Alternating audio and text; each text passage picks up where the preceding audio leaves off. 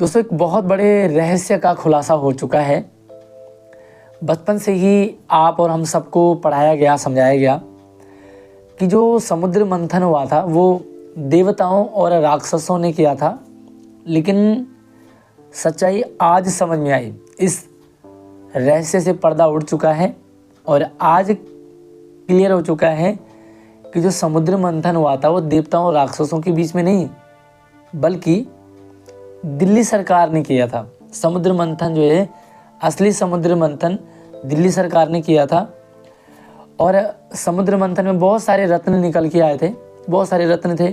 उनमें से एक रत्न था अमृत, और अमृत जिसको पिला दिया वो अजर अमर हो जाता है। तो दिल्ली सरकार ने क्या किया, जैसे अमृत का घड़ा निकला तो सभी सरकारी स्कूल में पढ़ाने वाले सभी मास्टरों को लाइन में खड़ा किया और सबको थोड़ा थोड़ा सारा अमृत पिला दिया। तब से दिल्ली सरकार में पढ़ाने वाले सभी टीचर जो है वो अमर हो गए। उन पर न सर्दी का असर होगा, न गर्मी का असर होगा, न बरसात का असर होगा, न कोरोना का असर होगा, न बाढ़ का उन पर कोई फ़र्क पड़ेगा। आपने देखा होगा बाढ़ में भी स्कूलों को खोला गया था और सरकारी मास्टरों की ड्यूटी लगाई गई। कोरोना में जहाँ सब लोग दहशत में थे, वहीं सरकारी मास्टरों की ड्यूटी, क्वारंटाइन सेंटर हो चाहे शमशान घाट में हो, सब जगह सरकारी मास्टरों की ड्यूटी, क्योंकि अमर हो चुके हैं। दिल्ली सरकार ने उन्हें अमृत पिला दिया, तो भाई कुछ तो होगा नहीं, तो जहाँ मर्जी यूज़ कर लो। अब एट प्रेजेंट टाइम, वर्तमान समय में देख लो, इतनी भयंकर हड्डियाँ कपा देने वाली सर्दी, जहाँ 10, 11 और 12 बजे तक कोहरा छाया रखा है, वहाँ पर दिल्ली के सरकारी स्कूलों में जो मास्टर है ना, वो सुबह 7 बजे स्कूल पहुँच रहे हैं। 7 बजे बिल्कुल पाबंदी है कि भैया समय से टीचर्स स्कूल आएंगे। हालांकि बच्चों की छुट्टी, मतलब बच्चों को 9 बजे से बुलाया गया है, लेकिन टीचर सुबह 7 बजे आएंगे। अब 7 बजे अगर टीचर स्कूल आएंगे तो 6 और 5 बजे टीचर्स अपने घर से निकल जाते हैं। तो भाई साहब, अब तो ये बिल्कुल मत कह देना कि टीचर्स को सर्दी लगती है, गर्मी लगती है, बाढ़ का असर नहीं होगा, कोरोना का असर नहीं होगा और खांसी जुकाम सर्दी, ये तो बहुत नॉर्मल सी बात है, ये तो होगा ही नहीं। अच्छा, बाकी सारी चीज़ें तो ठीक है, अमृत निकला तो टीचर्स में बांट दिया, लेकिन एक चीज़ समझ में नहीं आया।